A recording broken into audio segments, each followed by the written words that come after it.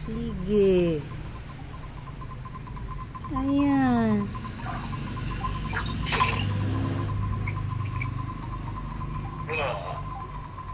Gago. Gago. So talaga baka makarinig, basta makarinig ka ng ano.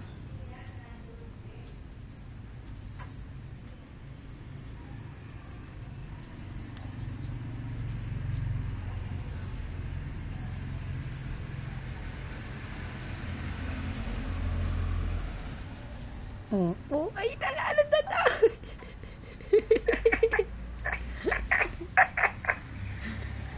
Ikaw talaga. Kinalat mo na naman yung pulbo dyan sa kama natin. Oh.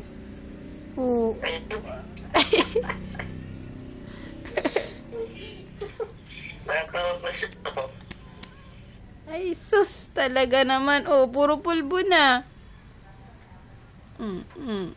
Sige. Oh.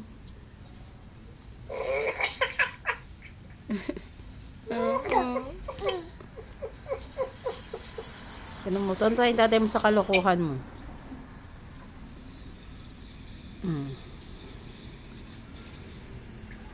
Ay, talaga naman.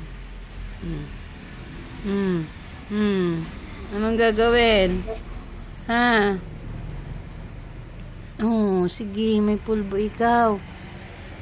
Di na mo yung mukha. Oh, punong-puno na ng pulbo, tay. Pati yung mga binti. Pati kayo mga binti niya, punong-puno ng pulbo. Oh, sige, pati si Mickey Mouse. Pati si Mickey Mouse, pinupulbuhan niya. Oh, pati si Mickey Mouse. I-show tatay. Show mo si tatay. Show mo kay tatay. Ano ba yan? Oh.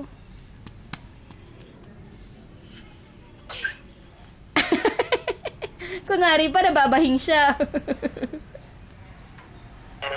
Kunwari pa, humahatching siya.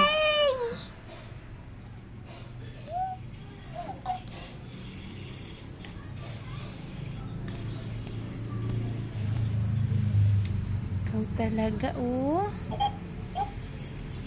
Dapat makapagpa-pedicure ako. Ang sakit na ng paa ako.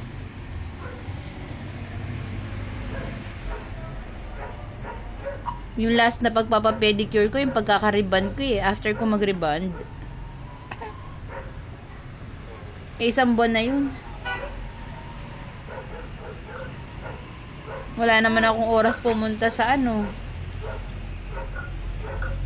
Sa parlor, may pasok ako Lunes hanggang Sunday. May isa pa akong problema, natanggal yung pasta ko. Yung ginawa ni Gege nung Saturday.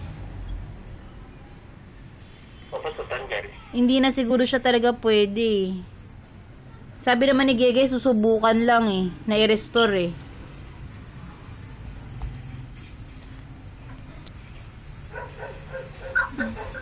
Talagang for extraction na siya talaga eh.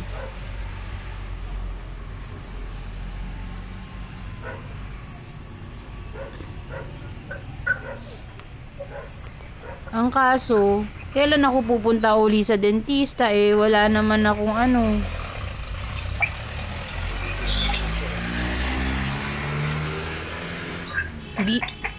Busy siya, tatay, busy.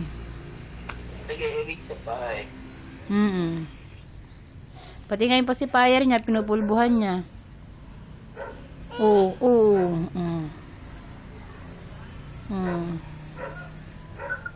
Naku, talaga naman. Maliligo muna si nanay, ha? Pwede? Pwede? Maliligo muna si nanay, pwede? Flying kiss ka muna, flying kiss.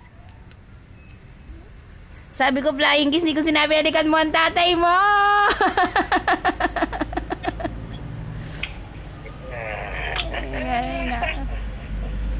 Sige na, kiss mo na, kiss mo sa tatay, dali. Talaga, ikaw. Pag sinabi kong kiss, talagang dinidikit yung mukha niya sa sa monitor. Ayan na naman tayo, mga halik na naman oh. Oh. So,